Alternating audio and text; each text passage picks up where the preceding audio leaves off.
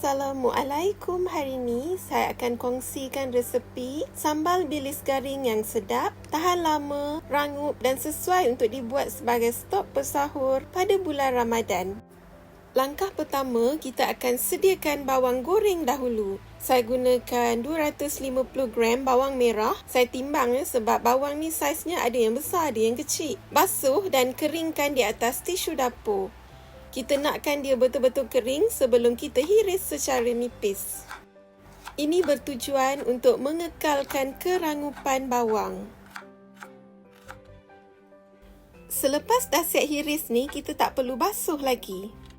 Saya akan ramas sedikit dengan cara memerah seperti ini untuk meleraikan hirisan bawang supaya dia jadi lebih halus dan tak jadi sekeping yang besar.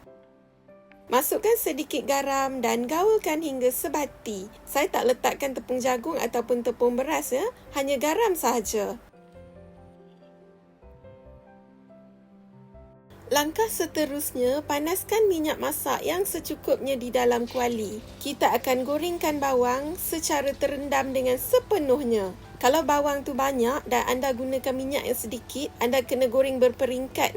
Jangan terus masukkan bawang yang banyak ke dalam minyak yang sedikit. Nanti bawang tu akan melekat antara satu sama lain.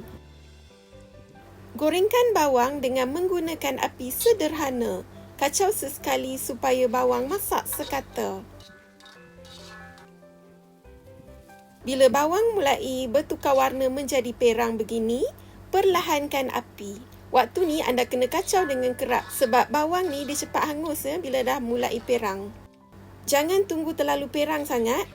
Anda kena terus angkat dan tapiskan minyaknya. Sebab bawang ni kalau di luar dari kuali pun dia masih menyimpan haba yang boleh menyebabkan bawang tu jadi semakin perang lagi dan proses masak terus berlaku walaupun di luar kuali. Takut nanti dia akan menyebabkan bawang tu rasa pahit. Toskan di atas tisu dapur. Kalau anda dapat dengar, memang rangup waktu ni Ketepikan sekejap sementara kita menyediakan bahan lain.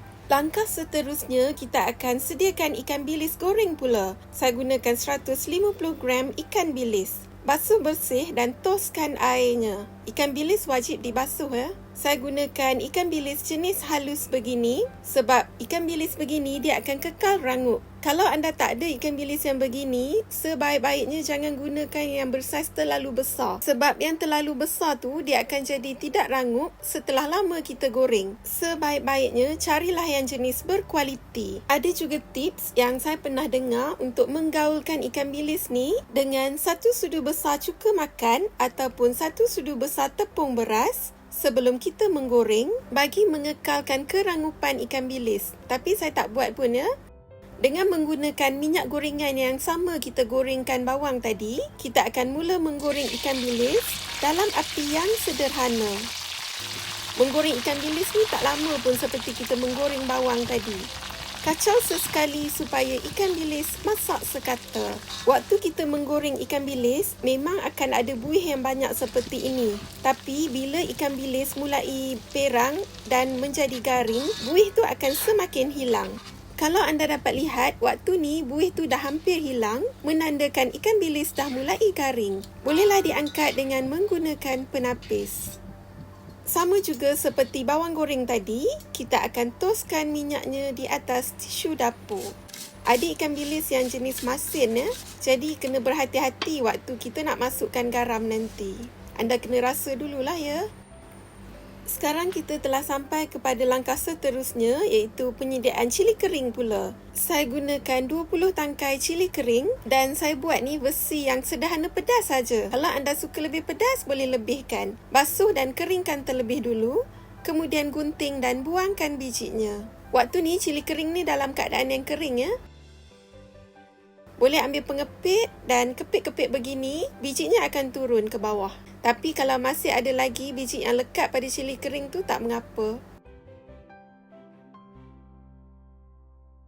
Seterusnya, dengan menggunakan minyak gorengan yang sama kita gorengkan ikan bilis tadi, kita akan gorengkan pula cili kering dengan menggunakan api yang perlahan, anggaran masa antara 1 hingga 2 minit. Beri perhatian waktu ni kerana cili kering cepat hangus. Kalau hangus ataupun terlalu perang, nanti cili tu akan jadi pahit. Bila nampak cili kering mulai bertukar warna, anda kena cepat-cepat angkat. Dan sama juga seperti tadi, kita akan toskan di atas tisu dapur. Cili kering ni akan jadi semakin garing ya.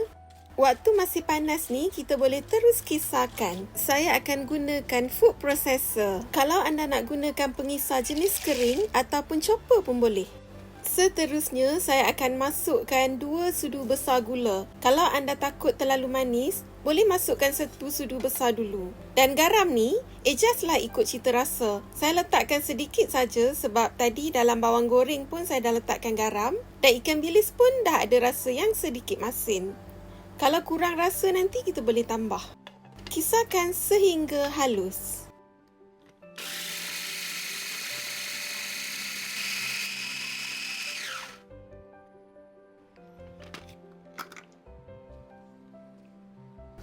Masukkan bahan yang kita kisarkan tadi ke dalam mangkuk yang bersesuaian. Seelok-eloknya gunalah mangkuk yang besar supaya senang kita nak menggaul nanti.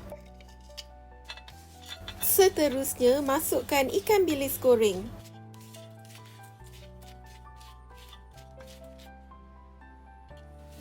Dan akhir sekali, jangan lupa masukkan bawang goreng. Langkah seterusnya, kita akan gaulkan semua bahan hingga sekata. Waktu gaul ni, anda boleh sambil rasa. Kalau tak cukup rasa gula ataupun rasa garam, anda boleh kisarkan gula dan garam tu dengan menggunakan pengisar kering dan boleh tambahkan mengikut cita rasa anda. Tapi saya dah tak tambah apa-apa dah sebab saya rasa dah sesuai dengan selera saya. Dan saya juga tidak letakkan apa-apa bahan lain selain daripada yang anda nampak dalam video ni. Sambal ni kita tak perlu lagi masak sebab tadi semua bahan kita telah pun masak dengan sempurna sebelum kita gaulkan sebati. Boleh disimpan dalam bekas kedap udara dan boleh tahan sehingga sebulan kalau anda tak makan lah. Tapi kalau makan tak sampai beberapa hari pun dah habis.